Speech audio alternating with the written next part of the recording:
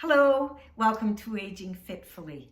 I'm delighted that today I have my wonderful friend Britt with me, and we are partners in medically induced fitness. We both got our diagnosis about the same time, knee osteoporosis, and you? Pre-diabetes. Pre-diabetes, okay. And that's what we're going to talk about today, is the role of fitness in diabetes. But we have to admit that you're not just a fabulous looking senior, you're not a senior. I'm so sorry. Yeah. However, it's okay, we'll let it go this time. Yeah. All right. So what I want you to do, Britt, is share with me your journey on how you found out, what effect that had. But let's start with how you found out. I had gestational diabetes through both my pregnancies, two pregnancies, one in 2018, one in 2022. And after that, when the babies were born, the diabetes went away, but my doctor kept testing me to see, okay, are you going to develop diabetes? You're more likely to develop diabetes after you've had gestational diabetes during pregnancy. And sure enough, one of those tests came back pre-diabetic. Okay.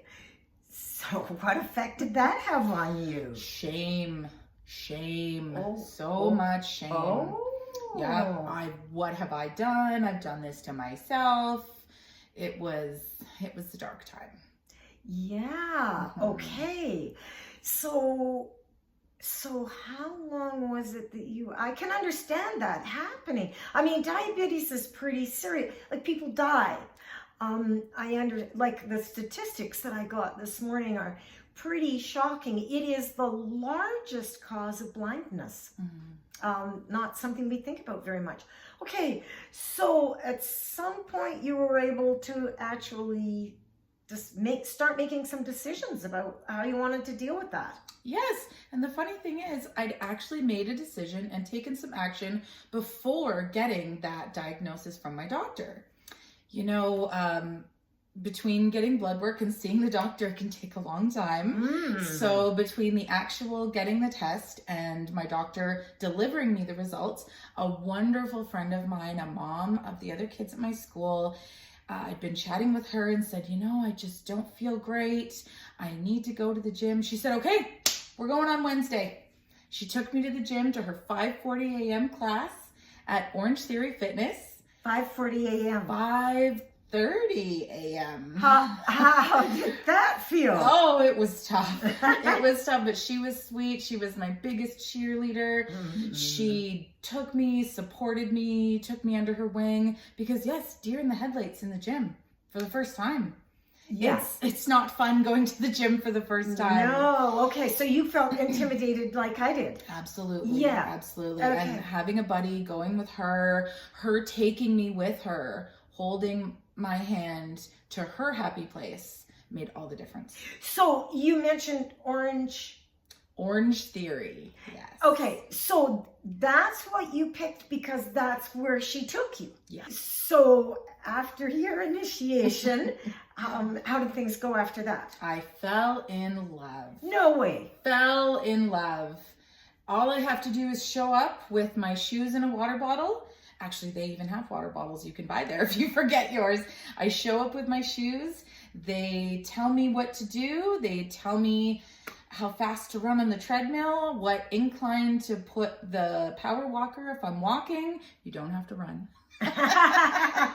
And they tell me how heavy weights to lift and how many reps to do. And then I go home and I don't have to think about it again till the next time I need to go. And how often do you go? I go 3 times a week right now. I go to the 6:30 a.m. class now. Okay. Not 5:30. Okay. 3 times a week, an hour each day. But you've got 2 little kids. Like, how do you do this? I sure do. I have a very supportive husband. Nice. Yes. Okay. He does breakfasts. He gets the kids ready for You school. walk out the door and just leave it up. Good for you. Good for him. Yes. Okay. All right. So how long have you been doing this Orange Fitness? Coming up on 2 years, 1 year and 3/4, something like that. Holy. Yeah. So as you were doing that, were you able to see any progress in the fitness part? Absolutely. So that first time my doctor saw me, or I had the blood test, and my doctor gave me the results. My blood sugars were pre-diabetes levels. I had, in the meantime, started to exercise, and I had blood work done a few months later, and my blood sugars were down to in the normal range, but high, but still down out of pre-diabetes levels. Well, congratulations. Thank you. Thank you. So what was happening on the floor? What was happening? Like, were you able to lift more weight or? Oh, absolutely. Yeah, so tell us a little about your progression. So the biggest thing I've noticed now, from when I started to now, I can actually run on the treadmill. I mentioned running earlier, but trust me, at the beginning I was not running. Yeah. Walking all the way, Right. the smaller inclines, they don't tell you, oh, you have to go to 10. They say things like push now and all out. So you can choose within what they're telling you, what's a push for you, what's an all out for you. And those levels for me have gotten higher. I'm power walking at higher inclines. I'm actually running now. I can run. It's crazy. Yeah. And it feels so good. Yeah. Okay. So at any point did you, 2 years, did you ever injure yourself or anything? Yes, I did. Oh. Yes, I did. Ooh. Doing your fitness? At the gym. Oh, no. At the gym, I was cleaning the treadmill after our workout, and I tripped and fell off it. Boom. I'm not laughing. It's okay, Mark, you can laugh. The treadmill wasn't even on. It wasn't even on. I just, clumsy me, tripped and fell and broke my ankle. So that would have slowed you down for... It did. 2 months, maybe 6 weeks to 2 months or 3 months even. And then when I did go back, I was very nervous. It didn't feel right. It felt tough because everything was stiff from the injury. I had a wonderful physical therapist though, and she helped me get everything all loosened up, told me what kind of uncomfortableness versus what's pain, so that I could get back out there. And it didn't take long after that. She really was helpful. So see the professionals. Yeah. Get treatment. So you're now back up to what you were before you broke your foot. And more. Oh, and more. And more. Wow. Yeah. Okay, so where do things stand now? You're at high numbers, but you're still keeping doing this.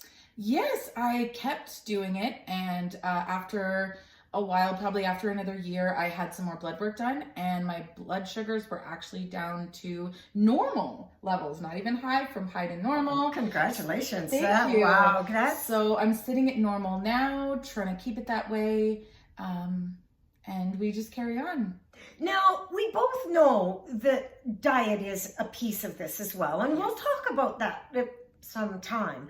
But just kind of give me a sense of how much you think that your good readings now, like, do you think it's mostly because of diet or mostly because of your fit? Like, do you have a sense of any of that? That first drop from pre-diabetes to high was only because of fitness, was absolutely only because of exercise. That's the only change I made. I kept eating exactly the same way. And then the drop from high to normal was after I'd added some diet changes in. However, I did keep up my fitness and my exercise and kept making progress, kept pushing harder. And I believe if I hadn't kept up the exercise, that number wouldn't have dropped as much. Okay, so it's obviously a big piece of this. Absolutely. I think a lot of people, when they get a diabetes diagnosis, they get that discouraged part, and they maybe don't get past that. Do you have any suggestions on how a person can kind of get past and start trying to do what you've done? Reach out. I told you I told another family friend who we both know, and she is a diabetic nurse, or she was, she's retired now, and she gave me a referral to an online course, essentially, that's run by doctors in BC and Alberta. It's paid for by MSP, so that was where I really got knowledge about diet and was able to make those changes. I would not have known about this without her. I told my friend who I went to the gym with, and she made sure, okay, we're going to keep going. After I had my injury, she said, when are we going back? Bring people into your corner.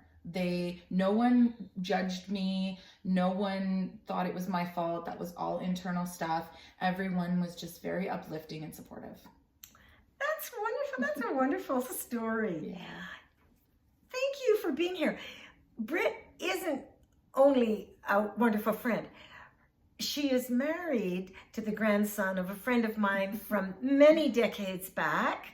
She is the person who designed the masthead on my YouTube page, I guess you call it. And she's an accountant, and you just got a new job. I did. I just got a new job. Yeah. So what's that going to do to your fitness schedule and your super husband backstopping? Luckily, I'm going to be able to keep going to the same classes. Just instead of going home after the class, I'll go straight to work. My super husband is very supportive of the whole thing. He's going to take on being stay-at-home dad, take on that role. He already does breakfast with the kids, but he'll take them to school now. And yeah, he wants me to keep doing it because he's how good it makes me feel. Oh, that's neat. So does this alter the time you get to work on the days you exercise? Nope, I'll be able to get to work on time. The class runs 6:30 to 7:30. I'll be starting between 8 and 8:30. So it's actually perfect. Yeah, okay. Thank you. And this is a pretty nice success story. Diabetes can be managed with exercise. It would appear that it most commonly starts around the age of 40. So that's pretty senior, and is motivation to get active long before that. Physical inactivity is the most actionable part of dealing with diabetes. Yes, there may be hereditary issues, but physical inactivity is the piece that you can control. What a treat that was to share Britt's inspiring story of taking control of her diabetes and winning. Britt alluded to the feelings of anxiety heading into the gym for the first time. She talked about how important it is to have cheerleaders to look after her, to look after us. Well, have a look at the video I made just before this on cheerleaders. Strangely, without any discussion between us about it, we use the same terminology about being nervous about starting at a fitness program, and about the importance of having cheerleaders in your corner to help you out. I hope that you will share this with other people who you think could benefit. For goodness sake, subscribe if you're finding these useful. Here at Aging Fitfully, we talk about empowering ourselves to look after our bodies. That's what Britt just did. Hope to see you at the next one. Thank you for joining us. Bye-bye.